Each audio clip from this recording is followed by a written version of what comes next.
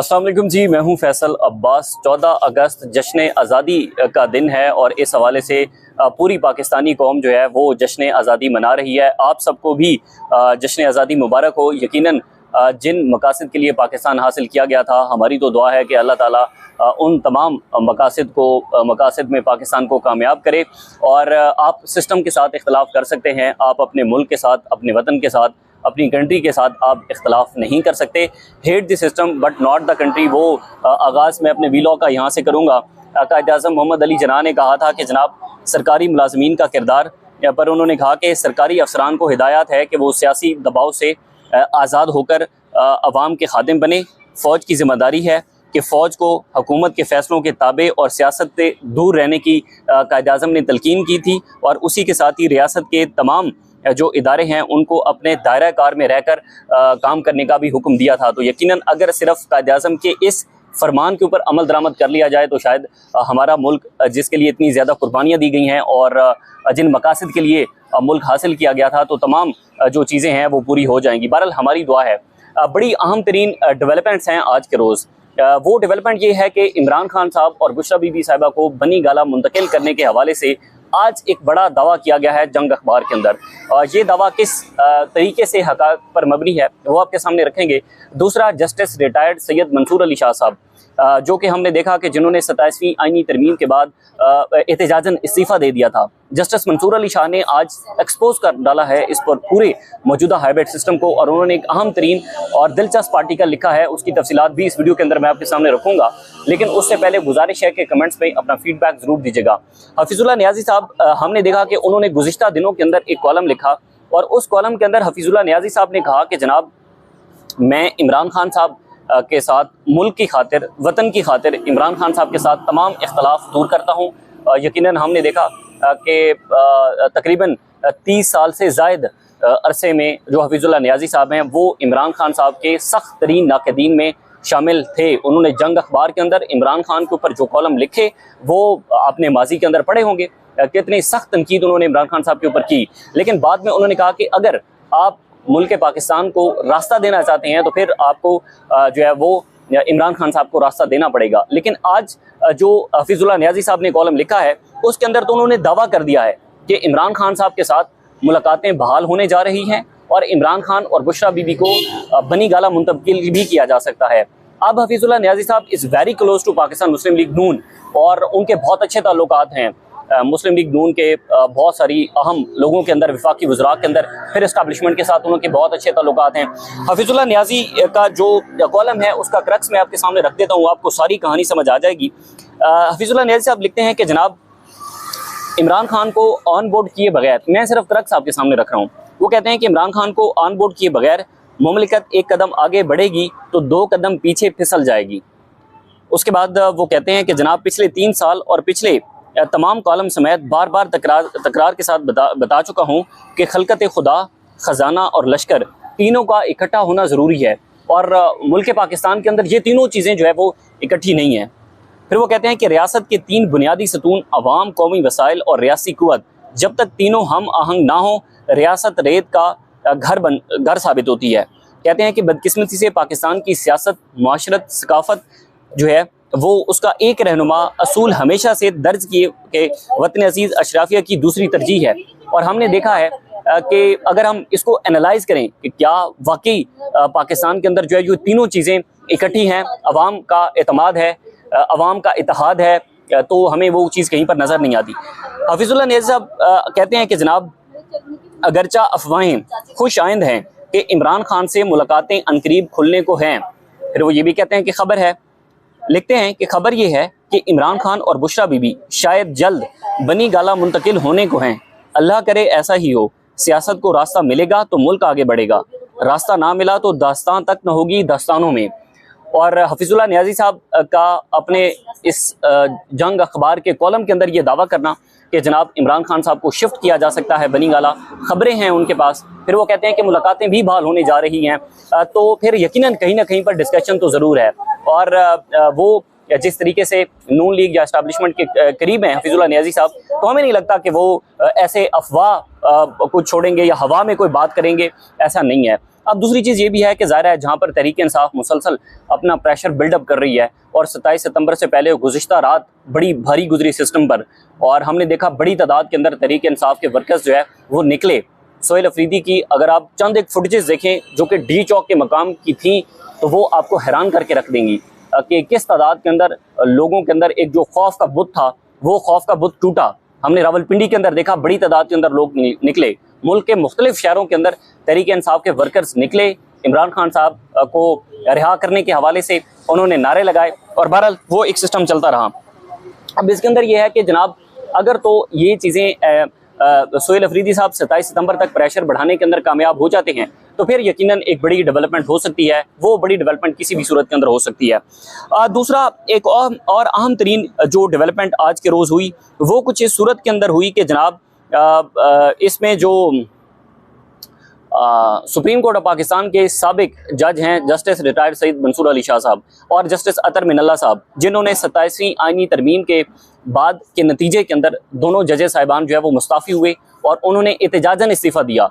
उन्होंने 27वीं आईनी तरमीम को मंजूर नहीं किया, उन्होंने कबूल नहीं किया उस 27वीं आईनी तरमीम को जिस 27वीं आईनी तरमीम के तहत अदलिया एग्जेक्टिव के मातहत बनाई जा रही थी। उसी के अंदर जो जुडिशल कमीशन ऑफ पाकिस्तान जो कि जजेस की तकरीरी के उसकी सिलेक्शन करता है उसके अंदर हुकूमती मेंबरान की अक्सरियत को उन्होंने कबूल नहीं किया।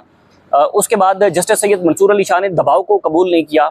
अतर मिनल्ला, मंसूर अली शाह साहब, जस्टिस आयशा मलिक साहिबा, मुनीब अख्तर साहब, दीगर जस्टिस शहजाद अहमद मलिक शहजाद अहमद खान साहब जो कि साबिक लाहौर हाई कोर्ट के चीफ जस्टिस थे, उसके बाद हाई कोर्ट के चारों जजेस साहिबान जिनका मैं अपने मुख्तलिफ व्लॉग्स के अंदर जिक्र करता हूँ, अक्सर व्लॉग के अंदर जिक्र करता रहता हूँ। तो ये वो जजेस थे जिन्होंने सरेंडर करने से इनकार किया और जिन्होंने अब इस्टेब्लिशमेंट की मर्जी के मुताबिक फैसले देने से इनकार किया और उन्होंने कहा कि नहीं, हमने जो हल्फ उठाया है हम उसके मुताबिक फैसले करेंगे। मंसूर अली शाह साहब ने पहली मरतबा एक आर्टिकल लिखा है आज के रोज़ और उन्होंने लिखा है एक अधूरी आज़ादी के नाम से, अधूरी आज़ादी के उन्वान से जस्टिस मंसूर अली शाह का ये जो कॉलम है वो डान अखबार के अंदर छपा है। इसमें आने से पहले बहुत सारे लोग ये कहते हैं कि यार ये जजेस जो है वो इतने इनकलाबी अगर थे, अगर ये जजेस कहते थे कि जी इस्टेब्लिशमेंट जो है वो मर्जी के मुताबिक फैसले करवाना चाहती है और हम नहीं करेंगे, तो उन्होंने इस्तीफ़ा क्यों दिया? वो सिस्टम के अंदर रहते भाई, किस सिस्टम के अंदर रहते? वो जो है वो चीफ जस्टिस याह्या अफरीदी के मातहत रहकर काम करते, वो अपने जूनियर जज के मातहत रहकर काम करते, वो अपने जूनियर जज की बात मानते। तो ये कैसे मुमकिन था? और वो ये कैसे मुमकिन था कि सिर्फ इतने काबिल तरीन जजेस, इतनी कम्प्रीहेंसिव जजमेंट्स देने वाले जजेस जो है वो सिर्फ फैमिली मैटर्स बैठकर सुन रहे होते और तमाम आईनी तशरीह के मुकदमात जस्टिस अमीनुद्दीन खान और जस्टिस सरफराज जोगर साहब जैसे जजेस सुन रहे हों, तो कैसे एक इतने इंटेलिजेंट जजेस के लिए ये काबिल कबूल था कि वो याह्या अफरीदी साहब को जो कि 6ठे नंबर से उनको चीफ जस्टिस बना दिया गया और वो खामोश होकर बैठे रहते और उसको सुनते रहते और उनके अहकामात को मानते रहते? ऐसा कैसे हो सकता था? यानी कि उनके मातहत कैसे काम करते? अब दूसरा जो इनसे इख्तलाफ है उसमें शायद बहुत हद तक हम भी एग्री करते हैं कि अगर हाई कोर्ट के जजेस से अगर जो अपना मंसूर अली शाह साहब या अतर मिनल्ला साहब थे तो ये किसी एहतजाजी तहरीक को लीड कर सकते थे, बिल्कुल लीड कर सकते थे। और बहुत सारे अभी भी लोग दबे हुए हैं, वकला की एक बड़ी तादाद है जो दबी हुई है, जिनको कोई लीडर नहीं मिल रहा कि वो निकले और इस अदलिया जो महकूम हो चुकी है हुकूमत के, इसकी आज़ादी के लिए निकली। तो शायद ये जजेस अपना किरदार अदा कर सकते थे। यहाँ तक शायद मैं भी आपकी बात से एग्री करूँ। अब बहरहाल मंसूर अली शाह साहब ने आज जो आर्टिकल लिखा है वो बहुत इंपॉर्टेंट है, उसका क्रक्स भी मैं आपके सामने रखूँगा। इसमें जो अपना मंसूर अली शाह साहब हैं वो ये कहते हैं जनाब, उन्होंने लिखा कि जनाब हमारी आज़ादी जो है वो मुकम्मल आज़ादी नहीं है बल्कि ये अधूरी आज़ादी है। और वो ये कहते हैं कि अगर सिर्फ इसके अंदर मैं अपने इदारे की बात करूं तो वो कहते हैं कि जनाब सबसे बड़ा नुकसान इस मुल्क को जो है वो जर्नैलों ने या अफसरशाही ने नहीं बल्कि जजों ने पहुंचाया है। इसमें कोई दो राय नहीं है। आप जो है वो माजी के अंदर उठाकर देख लें कि जजेस ने जो हुकूमतें बनाने और हुकूमतें गिराने के अंदर अपना किरदार अदा किया है और जमहूरी प्रोसेस के ज़रिए हुकूमतें गिराने और हुकूमतें बनाने को रोकने में जो अहम तरीन किरदार अदा किया है वो पाकिस्तान की अदलिया ने किया है। और ज़ाहिर है उसके पीछे कौन था? पाकिस्तान की इस्टेब्लिशमेंट थी। अच्छा जी, वो कहते हैं कि अदलिया का काम शहरियों की ढाल बनना था, वो वाहिद इदारा जिसका मकसद कानून के बलबोते पर ताकतवर के सामने ना कहना था। लेकिन ये भी अंग्रेज़ दौर का ही एक तरीका था और इसके खमीर में वही सोच शामिल थी। अंग्रेज़ राज में इसने अवाम की नहीं बल्कि हाकिम की खिदमत की और आज़ादी के वक्त इसने अपनी वफादारी जो है वो रुखसत की और फिर वो कहते हैं कि जनाब यही वजह है कि जब भी टैंक सड़कों पर आए अदालतों ने बार बार हाँ कहा। उन्होंने इक़्तिदार पर कब्जे को कानूनी जवाब देने के लिए नजरिया ज़रूरत तराशा। क्या जुमला लिखा है जस्टिस सैयद मंसूर अली शाह साहब ने? वो लिखते हैं कि जब भी टैंक सड़कों पर आए और उन्होंने कहा कि हुकूमत को बदलना है, तो फिर अदलिया ने कहा बिल्कुल, क्योंकि ये नजरिया ज़रूरत है। फिर उसके बाद वो लिखते हैं कि जनाब गाज़बों से हल्फ लिए और आइन शिकनी को कानून का रूप दिया। अदलिया के अंदर रची इस नौ आबादियाती जहनीत ने इस मुल्क को किसी भी एक डिक्टेटर से कहीं ज़्यादा नुकसान पहुँचाया है, क्योंकि इसने आइन के मुहाफिज को ही उसकी पामाली का सहूलतकार बना दिया है। उसके बाद जो जस्टिस सैयद मंसूर अली शाह साहब हैं, ज़ाहिर है उनकी बात में काफ़ी हद तक जो है वो दम है, क्योंकि जस्टिस सैयद मंसूर अली शाह साहब ने जो हमारे पास इतलात थी, आखिर तक उन्होंने हुकूमत और इस्टेब्लिशमेंट की कोई भी बात मानने से मंसूर अली शाह साहब ने इनकार किया और उन्होंने कहा कि इस्टेब्लिशमेंट की मर्ज़ी के मुताबिक जो फ़ैसले हैं वो कोई और तो कर सकता है, वो अतर मिनल्ला साहब नहीं कर सकते, वो मुनीब अख्तर साहब नहीं कर सकते, या वो जस्टिस सैयद मंसूर अली शाह साहब या इस्लामाबाद हाई कोर्ट के जो दीगर जजेज़ हैं वो नहीं कर सकते। फिर उन्होंने एक लंबी चौड़ी जो मंसूर अली शाह साहब हैं उन्होंने पूरी तहरीर लिखी, जिसके अंदर उन्होंने लिखा कि हमें ज़रूरत है कि वकला की, वो वकला जो बार के ओहदेदारान बनते हैं, बार के रहनुमा बनते हैं, और फिर वही वकला जो है वो मुख्तलिफ जुडिशरी के अंदर जजेस बनते हैं। तो उन्होंने कहा कि अगर स्कूल में जो एक बैठा स्टूडेंट है, अगर वो मज़ामत से गुजरेगा, वकील बनेगा फिर मज़ामत से गुजरेगा, बार का रहनुमा बनेगा मज़ामत से गुजरेगा, तो वो जब जज की कुर्सी पर पहुंचेगा तो फिर उसे पता होगा कि उसने कौन से फैसले किस तरीके से करने हैं। जब तक पाकिस्तान में, आज जश्न आज़ादी का दिन है, जब तक पाकिस्तान में रूल ऑफ लॉ नहीं होगा, कानून की बालादस्ती नहीं होगी, पार्लियामान की बालादस्ती नहीं होगी, जमहूरियत नहीं होगी, तो तब तक जो है वो वतन अजीज़ इस ऐसी गंभीर सूरत हाल से गुजरता रहेगा।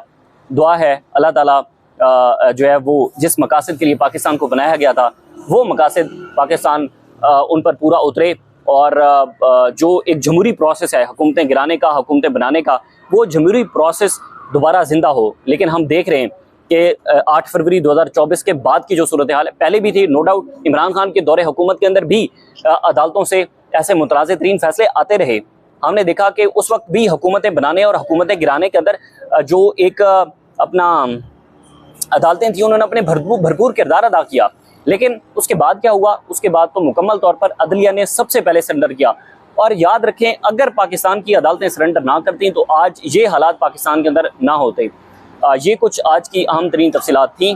तहरीक इंसाफ के हवाले से भी ख़बरें आ रही हैं कि वो भी अपना प्रेशर बिल्डअप कर रही हैं, और 14 अगस्त के बाद सुहेल अफरीदी साहब पंजाब खैबर पख्तूनख्वा में तो वो स्ट्रीट मूवमेंट कर रहे हैं, बलूचिस्तान और कश्मीर, और उसके बाद जो है वो पंजाब, स्पेशली पंजाब के ऊपर फोकस पाकिस्तान तहरीक इंसाफ का है। और सुहेल अफरीदी साहब जिस तरीके की स्ट्रीट मूवमेंट कर रहे हैं, तो ज़ाहिर है चीज़ें और आने वाले दिन के साथ प्रेशर बिल्डअप हो रहा है। ये प्रेशर किस नताइज तक पहुँचता है, या वाकई 27 सितंबर की कॉल में तहरीक इंसाफ एक बड़ा लॉन्ग मार्च लेकर इस्लामाबाद पहुँचती है, ये वक्त बताएगा। मज़ीद जो भी तफसीलात होंगी आपके साथ शेयर करेंगे। इजाज़त दीजिए, अल्लाह हाफ़िज़।